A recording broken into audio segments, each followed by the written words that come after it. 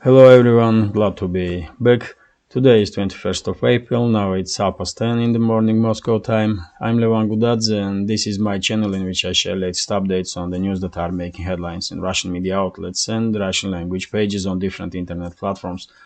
There are quite a few very significant developments and news that I like to share with you for this moment, and I will start with Ukrainian special military operation if I may, and we have a report from TASS News agency. This report is based on statements from Yan Gagin, aide of DPR's leader. DPR is the Donetsk People's Republic. So according to Yan Gagin, Russian side did manage to put Ukrainian garrison of Bakhmut in cauldron, and now Zelensky's regime don't really have any chance to reinforce Bakhmut garnison or to send some ammunition.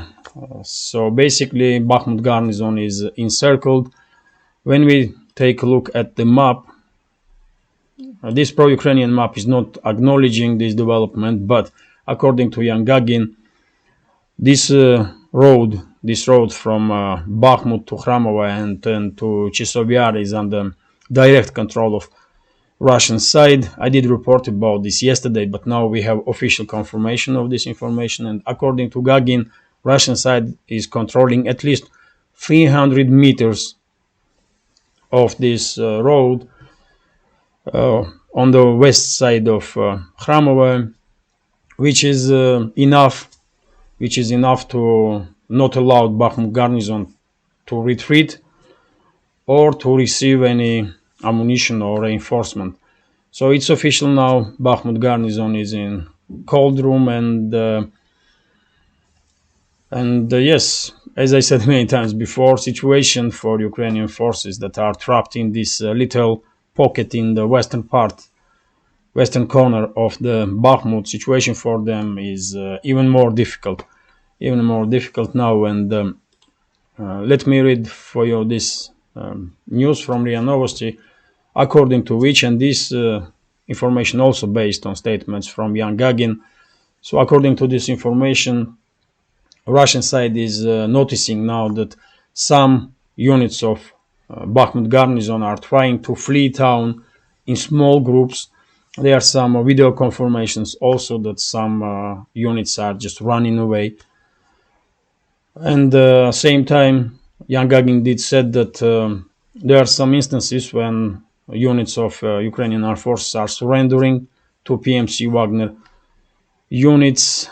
Let me show you once again this map. So it was expectable. I was predicting this kind of development many times before, yesterday also, and I believe it's a matter of hours or next few days, and this story of Battle of Bakhmut will finally end. So, and when it comes to situation inside Bakhmut itself, according to latest news, PMC Wagner units did manage to establish some additional positions in the northern part here. And at the same time, PMC Wagner units are attacking from east, and I believe Russian side is now trying to cut entire this northern area and reach units that are conducting offensive operations in vicinity of Kramova. So if they will manage to achieve this goal, then Bakhmut garnison truly will have no other choice other than run away from city or surrender in mass. They already don't really have much choice, to be honest, and that's why I expect that this story of Battle of Bakhmut may end in any time now, just any time. When it comes to overall situation on the front line, it's usual stuff. Direction of Seversk is very active. Donetsk direction, of course, very active, especially direction of Marinka and Marinka and Avdiivka. Ugledar, in the direction of Ugledar, yesterday afternoon we had some reports that Russian side did manage to conduct some offensive operations and establish some new positions in the western and eastern parts of Ugledar. So when I see that on the map, I was thinking maybe Russian side is trying once again to establish some operational control over the Ugledar, but it's early to call. For this moment, it's early to call. When it comes to Zaporozhye region and Kherson region, it's artillery duels mainly. So let's continue now. And RIA Novosti is reporting that Russian armed forces did manage to successfully target headquarters of Bakhmut grouping,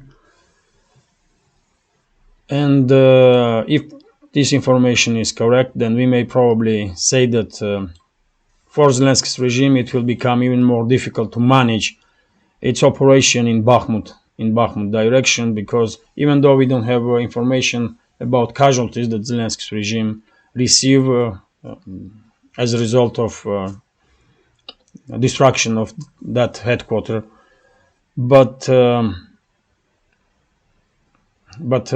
whatever the case, Zelensky's regime will definitely find it much more difficult now to manage its operation in the direction of Bakhmut. And what is no less important, if high-ranking officers in that headquarters was killed on or wounded, then it will definitely influence morale of Ukrainian forces that are stationed in and around Bakhmut.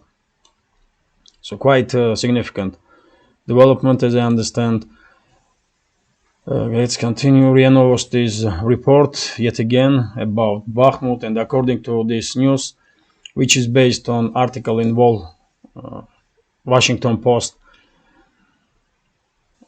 So according to this information, US officials did warn Zelensky and his henchmen in January to stop fighting for Bakhmut and withdraw forces, because it was unnecessary from military standpoint. But yet again, because Zelensky is fully dependent on Washington, whenever we hear this kind of information, and this is not the first time when we see reports that some officials in Washington and some military leaders of US are recommending Zelensky to withdraw forces from Bakhmut, I believe there are some divisions inside the US elites itself. And very important point is to who Zelensky is listening to.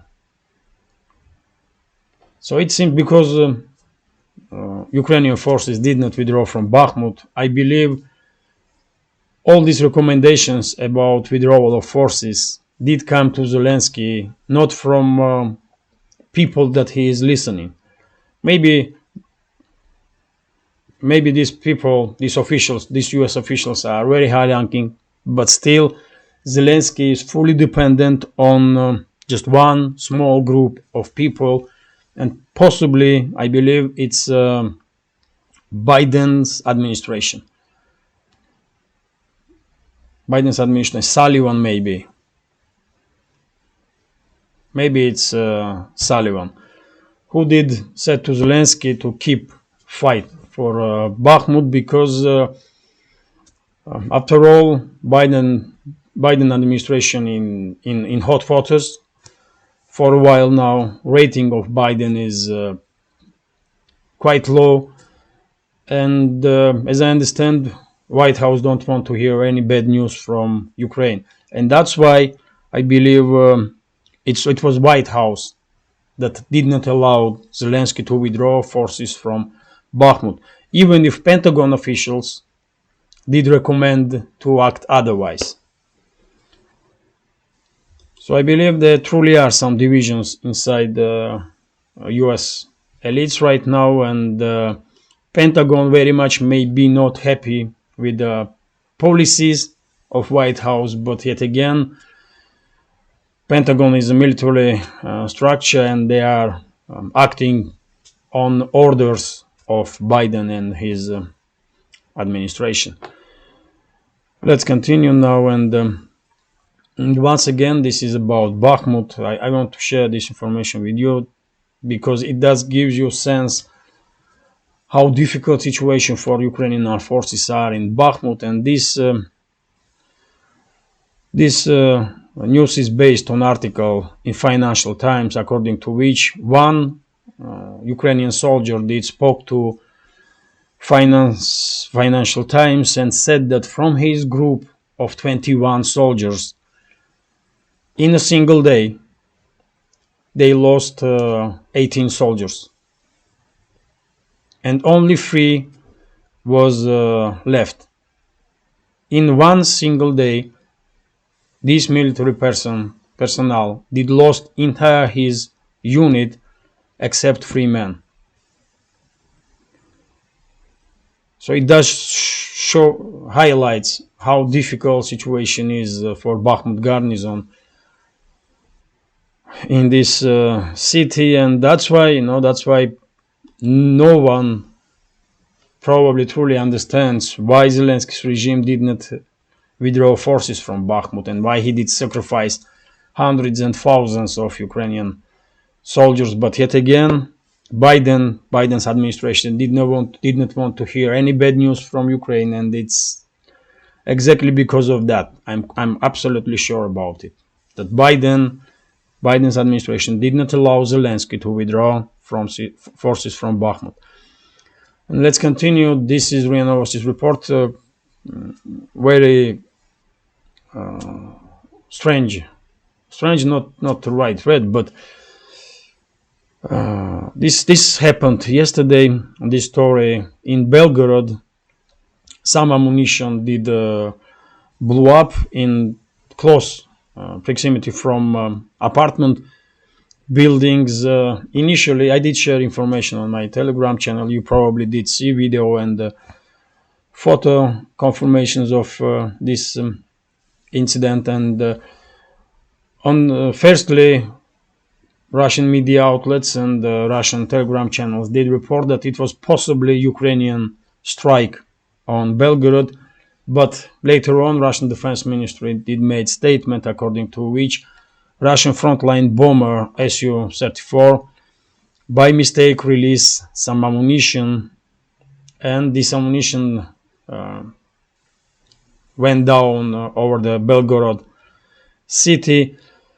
Thankfully, no one was killed as a result of this accident.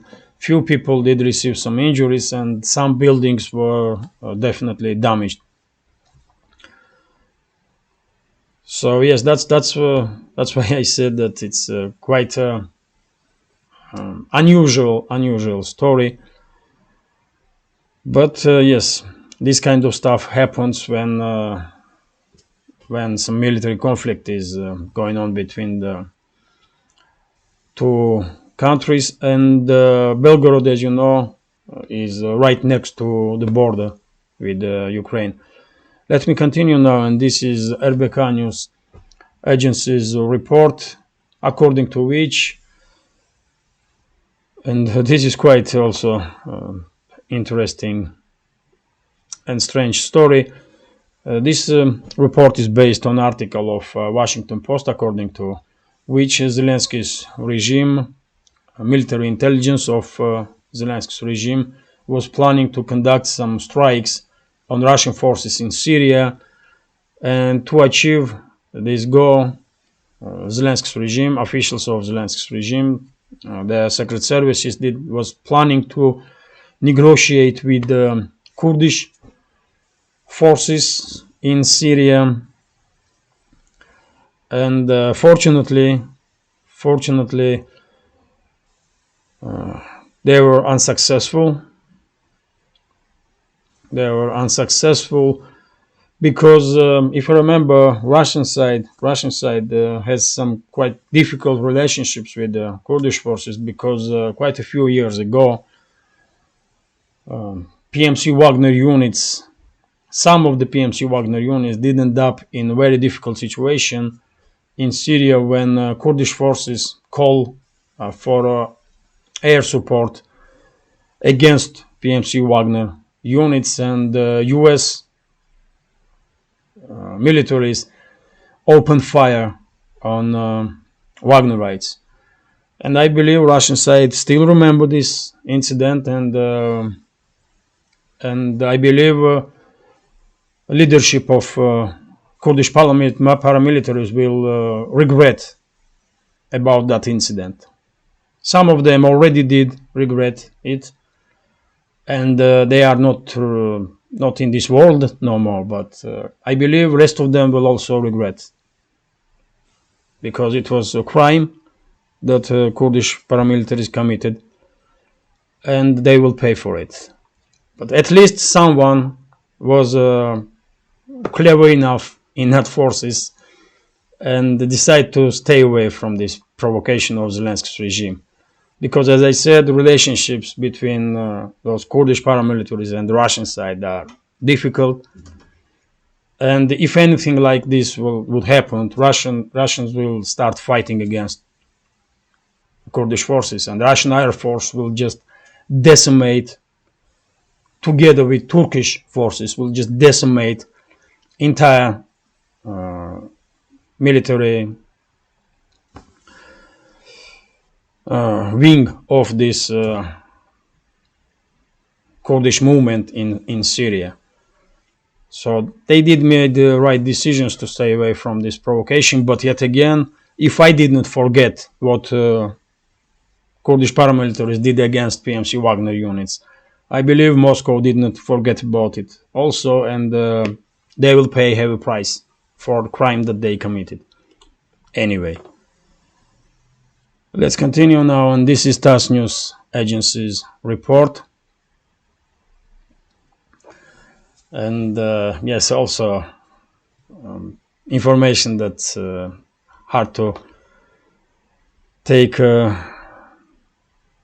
seriously. Quite strange information, because in the next NATO summit in Vilnius, which will take place in June, NATO member states will discuss some guarantees to Ukraine. How are you going to take this information seriously, man? What guarantees NATO can give to Ukraine? NATO cannot guarantee safety and security to its member states. This organization is a joke. It's just joke, man, and especially under leadership of this idiot, Stoltenberg, who just recently had made statement that NATO will do everything to receive Ukraine in NATO, and it's only a matter of time will Ukraine become member of this organization. I mean, you cannot take these people seriously no more, man. It's just impossible.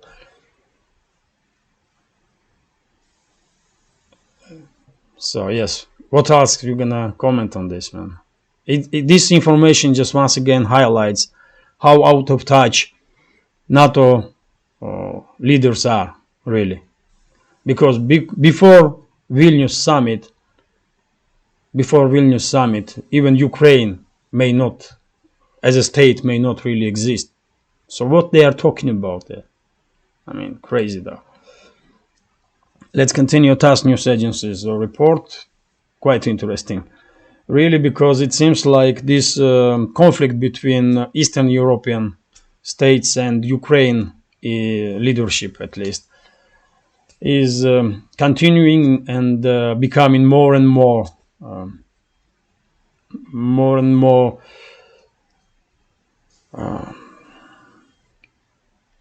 and taking a new scale. Because this time Poland is asking EU to ban not just grain imports from Ukraine, but also eggs, pottery, sugar, honey, and many other many other products.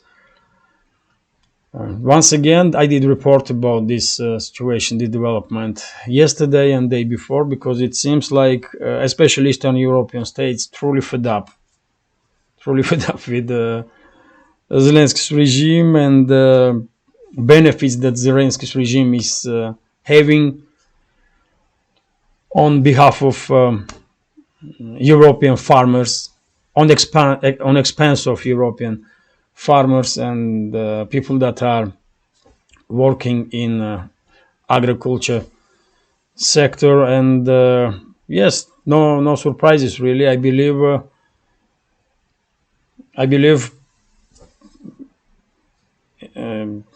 EU leadership will be forced eventually to stop flooding of European market by cheap Ukrainian production. And it's not just cheap, by the way, it's also quite poor quality. So yes, Zelensky's regime is losing partners in the West, especially in the neighboring countries, I believe, and this will continue definitely. Let me share this information, which is also interesting. This one truly interesting, because according to RIA Novosti, and by the way, I did share on my Telegram channel also this news, and that's why Telegram channel is good stuff. If you are not subscribed, please consider to do so, because I cannot share in updates on YouTube all the interesting news that are reported by Russian media outlets, but Telegram channel gives me opportunity to share many other news during the day, and this one is one of them. I did share this news yesterday afternoon, according to which Iranian military fleet did force US nuclear submarine to resurface in Strait of Hormuz. As I understand, according to rules, all submarines should resurface and this way pass through Hormuz Strait, and this submarine was submerged, and I don't know how Iranian militaries did force US submarine to resurface, but they did. There was some video footage also, and according to some information, Iranian submarine was following US warship, and yes, to avoid any possible confrontation between the sides, I believe captain of US submarine did made right decision and resurfaced.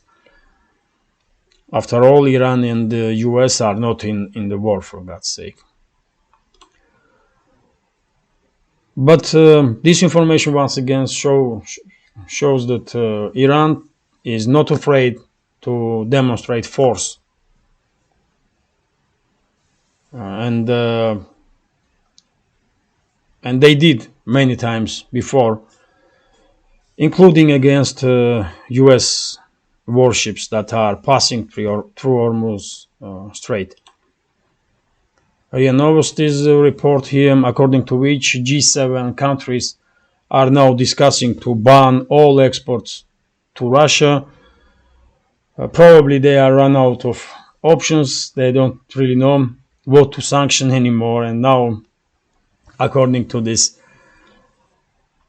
information, which is based on article from Bloomberg, US and other G7 member countries are discussing to ban just everything to be exported in Russia. I don't think businesses of in G7 countries will be happy about it, because many of them probably don't want to lose Russian market, and now they will try to looking for some other options to stay on Russian markets, like many other companies already did. But yet again, this information demonstrates how hawkish and aggressive Western elites really are, because they don't even looking for de-escalation. They are constantly escalating, step by step, week by week, every month, and eventually, because they cannot defeat Russia, eventually this confrontation will end with the defeat of Western elites. They already have been defeated in Ukraine. Maybe they just didn't realize this, but I believe this realization will come to them fairly soon. And after that, my hope is that societies in Western countries, not just G7 countries, but in general, public in Western countries, I hope will realize how much danger those elites are for them. And if that's the case, then we may see some true changes in Western leadership. And the world needs that, because Western states are part of this world, and if they are run by adequate people, then it's good for everybody, not just Western citizens of Western countries, but for entire world. But yet again, just look at this, man. They are planning to ban export in Russia. They are building iron curtain trying at least, between Russia and the West, but Russia is not participating in it. We don't want to build any walls between Russia and the Western world, or between Russia and any other country for that matter. So that's why I think Western elites will fail. During the Soviet Union, it did work, because Soviet Union and also willing to stay away from West, and that's why these two sides, Western and Eastern side, did manage to create this iron curtain. But this time it will just don't work, because Russia is not willing to isolate itself from anybody. So yes, let's continue. And this is TASS News Agency's report. Let me check time. 27 minutes. Okay. So this is also interesting news. TASS News Agency is reporting that Hungary and Serbia are now preparing agreement to build oil pipeline, which will be connected to Druzhba pipeline. And this way, these two countries, especially Serbia, hopes to receive Russian oil. So once again, despite all this noise that Western elites are making, you can see that European states and Hungary and Serbia is the central part of Europe. They are very much willing to have some business with Russia, and they are planning for future, because these kind of projects like pipelines, it's not about today or tomorrow, it's about 2 years, 3 years, 5 years, and decades really. So yes, good news, good for Serbia and Hungary, because Russia always was a good partner when it comes to business, because Russian, even during the very difficult times, Russia didn't stop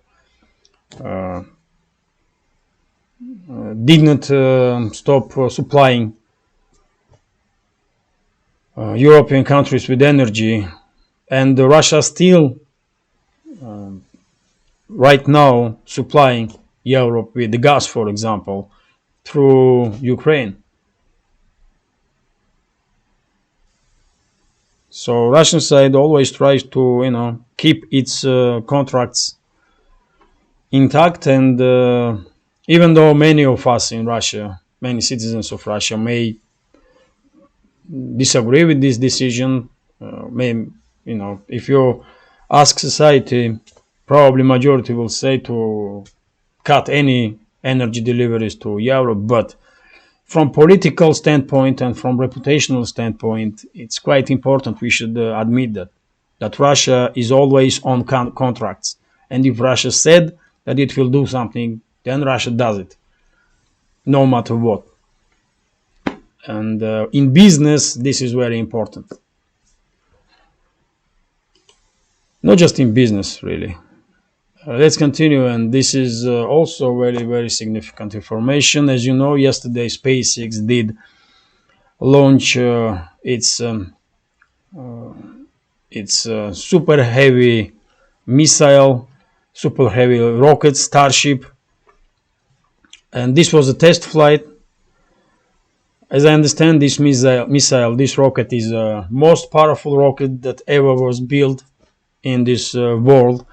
And after 3 minutes of flying, there were some technical issues, and SpaceX did make the decision to blow up this ship. But still, it was a huge success, as I understand, because this is the first time since the lunar programs of Soviet Union and USA that this much powerful rocket was built. And not just built, but it did take off and did fly for quite a few minutes. So I congratulate all team of SpaceX and all the people that are in science and in astrophysics. I love those subjects. So yes, this is big news, and yes, SpaceX, they're doing a great job. Let's say this way, man. So in a few months' time, there will be second launch. So I hope second one will be even more successful, because there is, even though ship was blown up, I don't think this was a failure. I think it was a huge success, really, because I mean, since the 60s and 70s, human civilization did not build a rocket this powerful. So yes, great success. Let's continue, and this is TASS News Agency's report, according to which Sony's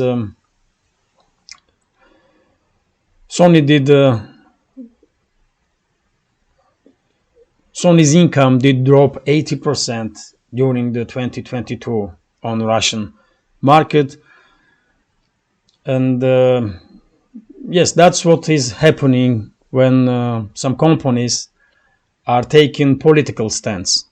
Sony did decide to leave Russia, and as a result, step by step, of course, but anyway, as a result, you can see that they lost tens of millions of dollars, hundreds of millions of dollars, probably, because 80% drop is a huge number. This year, this number gonna be even bigger, because right now, if you want to buy any service from Sony or any production from Sony, you have to use alternative routes of delivery. In Russia, we call it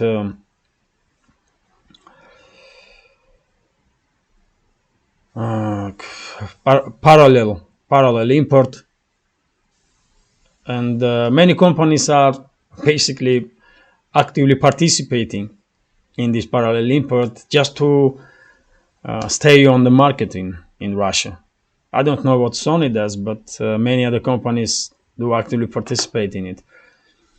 And that's why probably EU leaders are calling for sanctions now against countries that are playing role of transit, so that Russia is receiving some goods.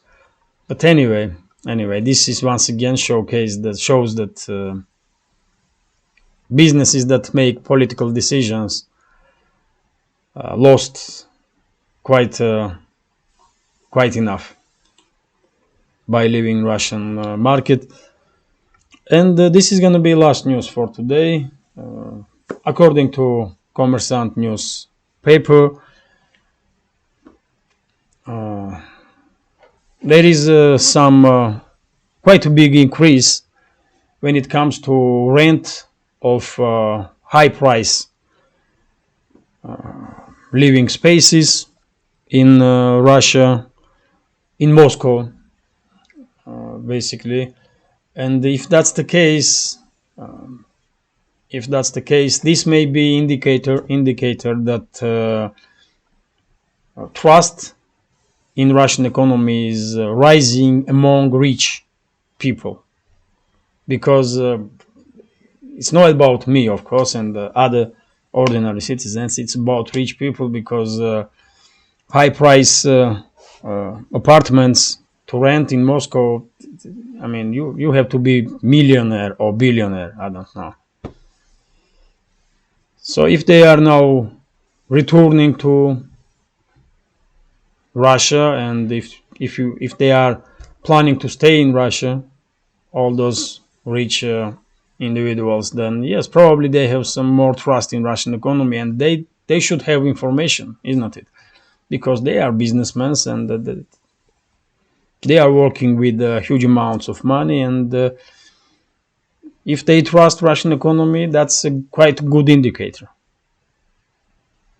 That's why I wanted to share this information with you. So yes, this is it for now.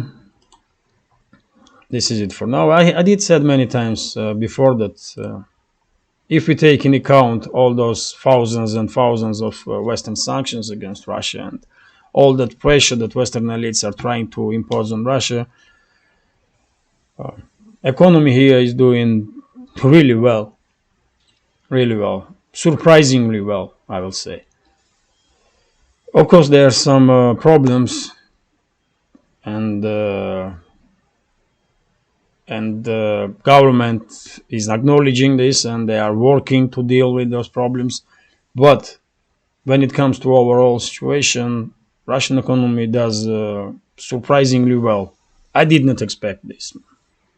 I was thinking economy will suffer much more seriously than it did. So probably these Russian officials in financial and economical bloc in Russian government, they are receiving the wages not for nothing. They are working, and they are good professionals. So yes, this is it for now. I hope you will find this video interesting, and if so, please hit that like button, leave some commentary about any topic you like, and if you can, please share links to my videos or my channel with your friends on Facebook, Twitter, Telegram, or any other platform that you are active on. That will greatly increase my chances to reach wider audience. And finally, if you think this channel is interesting, useful, and deserves to exist, please consider to support with small donations through PayPal, or subscribe to my Patreon page. You will see links under this video in the description box. Thank you very much for your attention. Have a nice day, and take care.